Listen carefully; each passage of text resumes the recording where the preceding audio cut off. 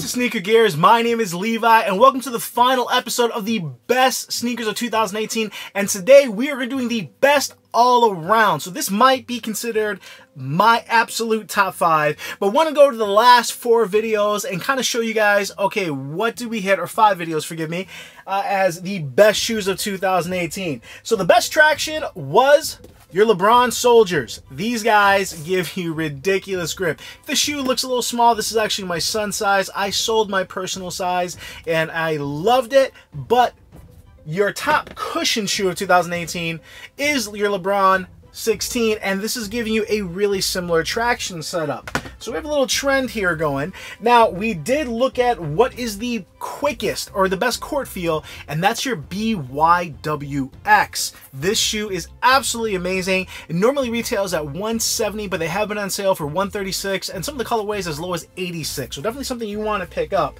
And there's a reason why the Soldier with the best Soldier with the best traction was there, just because it is available as low as $80 now, where you're not having to spend $185 on the signature LeBron just to get that best traction. Now, as far as the BYWX, that does flow into what is the lightest shoe of 2018, and that is the Kobe 360. The BYWX is a close second if you're looking for just a lightweight shoe. Now, this does have a really nice cushion setup, and going into the middle of the year, this was, and is it my top performer of 2018? Well, we'll get into that.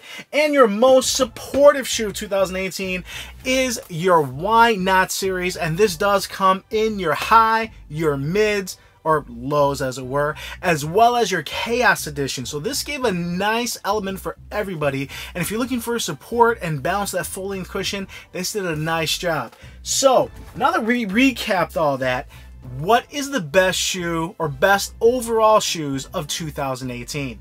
Alright, so I didn't script this, I didn't go over, and I'm actually even thinking about, alright, what's the exact order even as we speak? But I wanted to go over what was last year's. For 2017, the best overall basketball sneaker was your Crazy Explosive.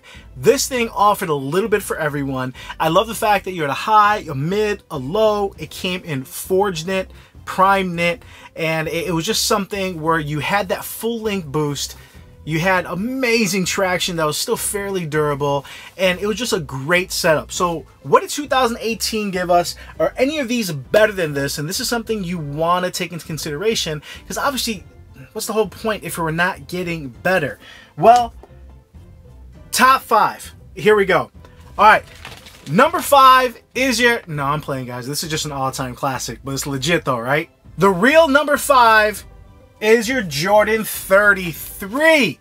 This almost pains me, as there was a few people who actually returned their 33s, and I was almost one of them. This took literally almost that month for it to break in as far as the materials, and the materials are cheap. Like, this is just a mesh. This is not a $185 shoe, but it has a lot of things going for it. If you followed all parts of the series, you realize this was number 2 in a lot of them, in traction, in support, in court feel. There's a lot of lockdown on this. There's a lot of good things for this shoe.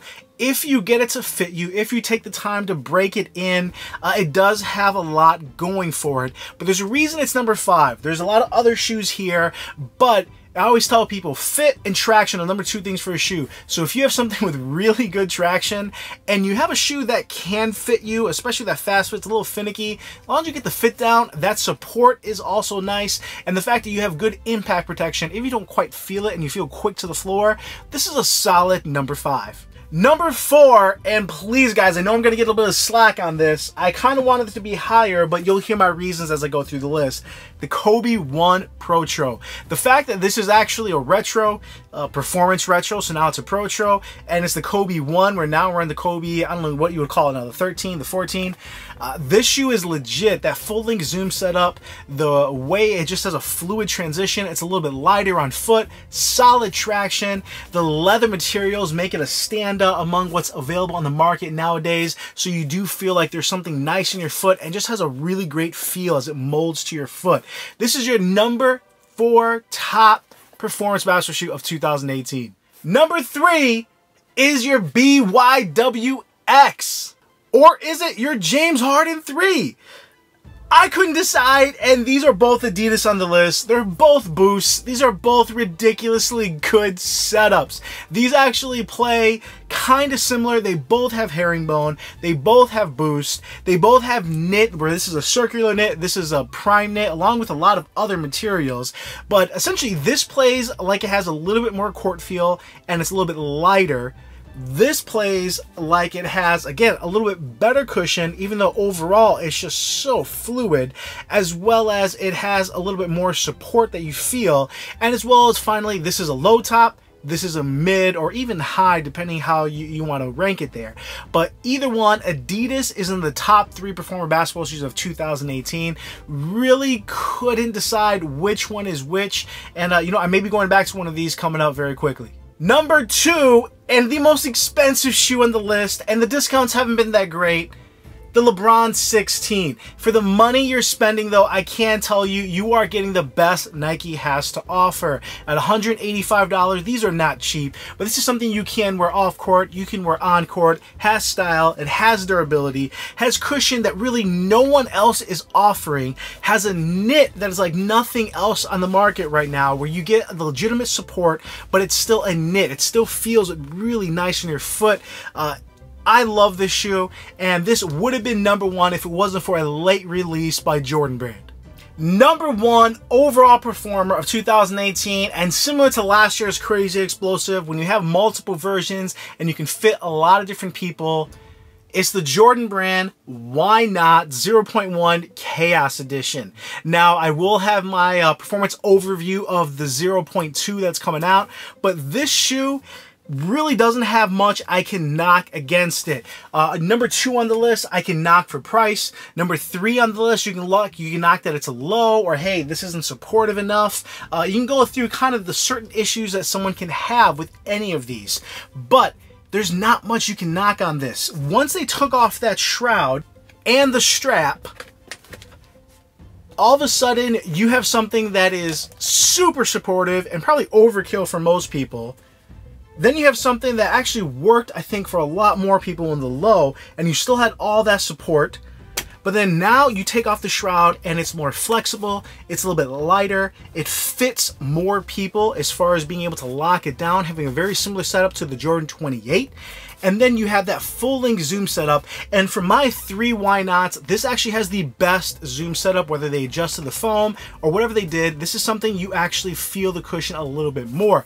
Traction has always been really solid amongst all these. I can't tell you the clear sole doesn't bite as hard as the solid sole, but it's really close, and I'm not going to nitpick. The only issue I can say that anyone will have with this is the materials are kind of cheap. There's nothing really on this shoe that screams premium. It looks kind of like a custom. Even the sides here look like they just ripped it off with the cuts, where it's not a straight line, but it's kind of jagged. It looks like a player edition. Even the splatter with the why not looks like something that was just tagged on. So the quality of the shoe, and not the durability you can call into question, it is just a ballistic nylon, mesh, some vinyl. You know, there's nothing premium about this, especially when you're talking about number 3 being full leather with your Kobe 1 Procho, your battle knit, you know, your high technology with your fast fit system, and then you have something from the Adidas line that has 5 different materials and kind of has the best tech they offer. So I can't knock it for that, but at $125, these are worth every penny. It doesn't matter what you're looking for: lightweight, traction, support, court feel, enough impact protection and cushion where it feels nice on everyone. This is the top shoe of 2018, and I know I said I was going to bring it up later, and it's for a good reason. Maybe 1A, even though I put it at number 3 as well. Probably BYX is your Harden 3. Maybe that BYWX should be a solid 3. This shoe is almost like the low top version with your 3 stripes of your Chaos, where it's just a balanced cushion, really good traction. It's just a low top, and some people don't like that.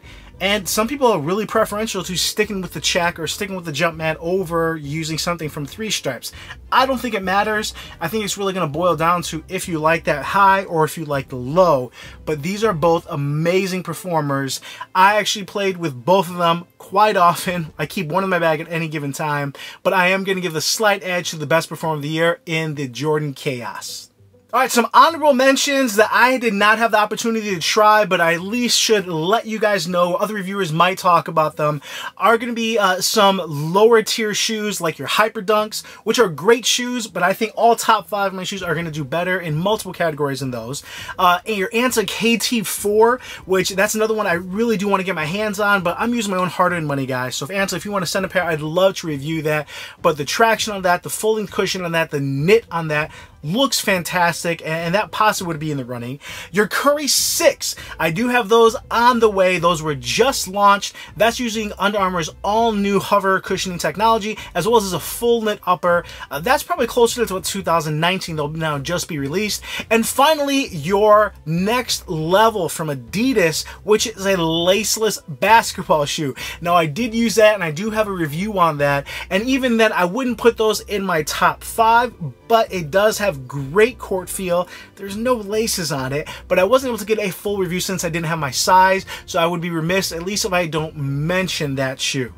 Well, ladies, gentlemen, hopefully you liked that video and it helped you guys out. Hopefully you enjoyed the series of the best basketball shoes of 2018. Depending what shoe you got, if you are looking to add more cushion, you can get our Sneaker Gears Velocity insoles. Pre-orders will be going out shortly. Happy New Year's to everyone in 2019.